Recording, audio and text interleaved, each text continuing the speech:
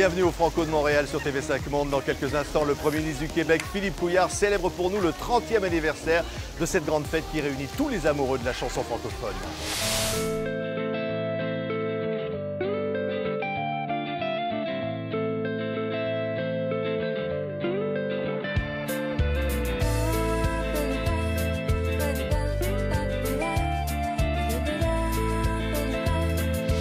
Bonjour Philippe Couillard. Bonjour Patrick. On est au Franco de Montréal. Voilà. C'est la francophonie qui bat ici. 30e édition. 30e édition. Quand même. Ça, on peut dire quelque chose là-dessus. C'est quand même un pari fou. Oui, oui. Au départ, l'idée de faire le plus grand événement de musique francophone au monde ici à Montréal, c'était vu comme un pari fou. Vous avez raison, mais des gens ont eu l'audace d'oser. Et regardez ce succès extraordinaire. D'ailleurs, votre présence montre que c'est toute la francophonie qui le sait et qui y est cette année comme les autres années. Oui, parce que ça veut dire que c'est toujours un combat, la francophonie. Toujours. La langue française, elle est soumise à beaucoup de pression sur tous les continents. Il y a l'Afrique qui sera, je crois, la destinée à plus long terme du français. Bien sûr, en Europe, nous, au Québec, bien sûr, on fait largement notre part pour assurer la vitalité de notre langue, en faire la promotion. Mais ça passe par la culture, ça passe par les artistes de partout qui viennent ici chanter et célébrer en français. Oui, alors il y a les artistes évidemment québécois, il y a les artistes français qui viennent ici. Oui. Au fond, il y a une union. C'est voilà. qu'au fond, la francophonie s'unit à travers la chanson. Et voilà, autour de la langue française. Ouais. C'est ça la mission fondamentale de tout ce qui est francophone dans le monde, c'est de nous faire des trucs ensemble en français. Alors aujourd'hui, c'est des arts, de la culture, ça peut être de la science en français, de l'enseignement en français, de la recherche en français. Il y a plein de choses qu'on doit faire et faire encore mieux en français ensemble. Oui, oui, il va y avoir le sommet de la francophonie d'Erevan. Oui. Ce sont des moments très forts où voilà. le Québec fait entendre cette voix singulière. Toujours. On a notre propre siège à l'OIF. C'est le seul organisme international où le Québec assume de plein droit une place comme les autres États. On y tient beaucoup. C'est très important pour nous et on essaie chaque fois d'avoir une influence positive. Oui, il y a eu un G7 très important ici. Assez mouvementé. Oui. Surtout à la fin. C'est-à-dire? Avec le président Trump qui a encore dit des choses, je vais être gentil, là, surprenantes, hein? Oui. Et pas toujours exactes, et parfois un peu blessantes. Mais Justin Trudeau a eu, je crois, la bonne idée de ne pas suivre sur le même registre, de répondre avec fermeté, mais sans entrer dans l'escalade verbale. Et c'est ce qu'il faut faire. Oui, mais il y a des conséquences économiques qui sont insupportables. Ouais, tout le commerce est un peu déstabilisé, il y a de l'incertitude. Qui souffre de ça? C'est les travailleurs, c'est les entrepreneurs, mais aux États-Unis aussi. Alors, c'est ce que je réponds toujours aux Américains. Arrêtez de vous faire mal à vous-même. C'est ce qui arrive avec les métaux, c'est ce qui va arriver encore cette fois. Mais la bonne nouvelle, c'est que les États-Unis, ça ne se résume pas à la présidence Trump. C'est beaucoup plus vaste, les Américains. C'est les États, c'est des grandes villes, c'est la société civile qui ne sont pas nécessairement très heureux actuellement de la façon dont la politique est menée. Il faut donc maintenir ces liens-là de façon très assidue. Oui, et contre le protectionnisme, voilà, au fond. C'est ça. Finalement, vous dites quoi aux Américains? Vous dites vous ne gagnez pas à ce jeu-là? Non, vous blessez vous-même.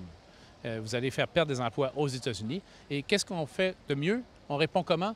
Avec l'accord de libre-échange entre l'Union européenne et le Canada, bientôt le partenariat transpacifique, d'autres accords également, pour montrer aux États-Unis, oui, vous êtes grand, vous êtes important, vous êtes très, très puissant, mais on est capable de vivre et d'exister et nous entendre à côté de vous aussi, si malheureusement, vous ne voulez pas être de la partie. Oui, aux côtés de Justin Trudeau, voilà. Aux côtés du président Macron. Voilà, qui est venu ici il y a quelques jours. Hein? Oui, vous avez l'impression qu'il y avait une union, j'allais presque dire un G6 en quelque sorte. Oui, bien ça s'est fini un peu comme ça, hein, par les actions du président américain.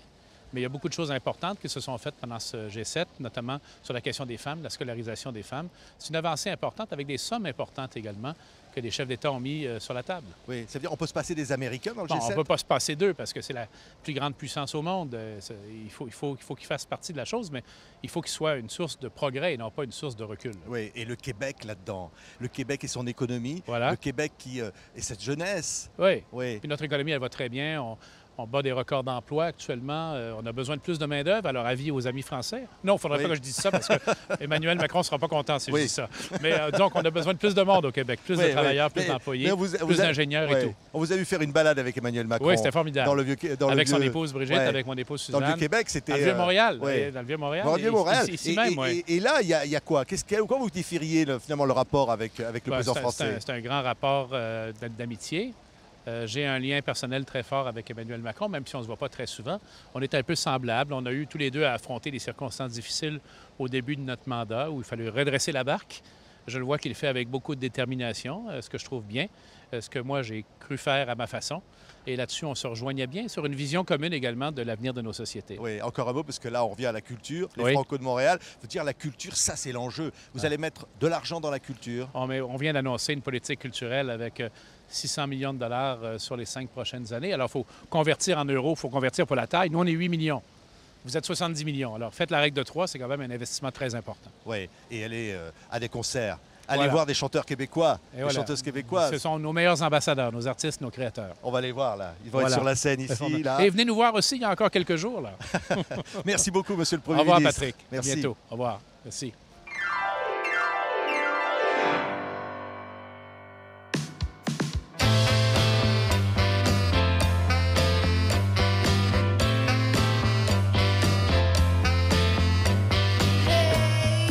« 30 ans que ça dure, les Franco. Laurent Saunier, patron de la programmation. Comment on explique un succès pareil? Le succès, il est simple. À 30 ans, on est jeune. On reste jeune. Rappelle-toi quand tu avais 30 ans. Oui, c'était Tu étais jeune. il y a longtemps. Ben hein. voilà, nous sommes encore jeunes, nous aussi. Le succès des Franco, c'est quoi? Il y a une recette? Ben non, heureusement qu'il n'y a pas de recette. Et il n'y aura jamais de recette. Parce qu'on essaie d'être toujours à la fine pointe de l'actualité. Ça a l'air con à dire comme ça. Ouais. Mais qui aurait cru il y a 8 mois qu'un gars comme Eddie De Pretto pouvait remplir un MTLUS? Qui aurait cru il y a 6 mois même que Hubert Lenoir jouerait à guichet fermé au Club Soda? Il y a plein de nouvelles têtes, il y a plein de nouveaux sons et il faut les exposer ici, sans toutefois renier non plus l'histoire parce qu'on a 30 ans et le petit coup dans le rétroviseur, il est quand même parfois un peu agréable. Ouais, il est formidable de savoir que sur cette scène-là, il y a des milliers de personnes qui se rassemblent. On a vu Claude Pelgag avec un orchestre symphonique. C'est On voit magnifique. les artistes magnifiques. Il y a des hommages. Hommage à Plamondon, hommage à Higelin cette Oui, année. ouais. Non, mais pour nous, c'est important. C'est la première fois que dans l'histoire des Franco, on rend hommage à quelqu'un qui est décédé dans la même année. Et pour moi, ça, c'était important. Higelin a fait partie de l'histoire des Franco, comme Plamondon. Et c'est la fête partout dans la ville. Important. Voilà. Et le public est là. C'est ça qui Ouais, est fou. le Hein? public Depuis est là. 30 ans, il est là. Ben oui, il est là. Il est là parce qu'on réussit. Et ça, on a, je vais le dire quand même, on a une équipe de communication formidable, mais vraiment formidable, qui réussit à promouvoir aussi bien Rock Voisine que Jossman, qui réussit à parler aussi bien aux fans de Roméo Elvis qu'aux fans de Claude Dubois.